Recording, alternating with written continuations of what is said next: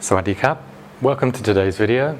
Today I'm going to talk a little bit about belay devices and what kinds of belay devices are on the market at the moment.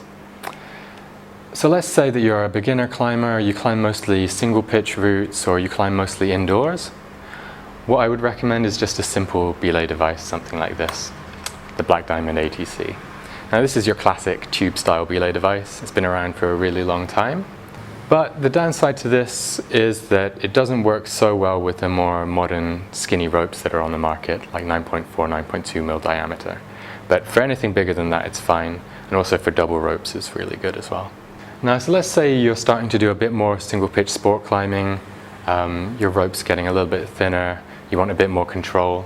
That's where something like the ATC XP comes in. So you can see here it's a little bit lighter than the original ATC. It's got the cutouts from the side. And it's got some machined grooves in here on the side of the device, and this helps to give it more friction, and so you have more control over a skinnier rope and more control when rappelling as well. So now let's say you graduate from single pitch to multi-pitch climbing. You want a device that just makes those belays at the anchor a little bit easier. Then I would definitely go for something like the ATC guide. And this is actually what most of our guides will use when they're belaying on a multi-pitch route. Now this has the added benefit. You can see extra loop here and loop here.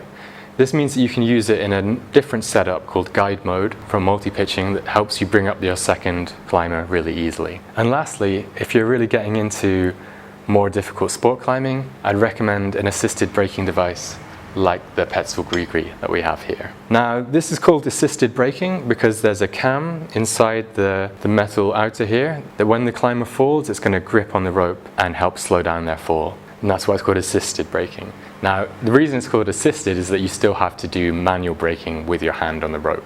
So it's important to remember not to take your hand off the rope when you use a device like this. One last thing to remember as well, with these three devices, you can rappel quite easily from the top of climbing routes. With a Gree you can do it, but it's a little more difficult. So I wouldn't recommend this if you're thinking of multi-pitch climbing or you do a lot of rappelling. So I think that just about sums up our talk about belay devices today. If you want more information, again, just check out the links below for our phone number and email, and be sure to check out our channel for more videos. Kap, thanks for listening.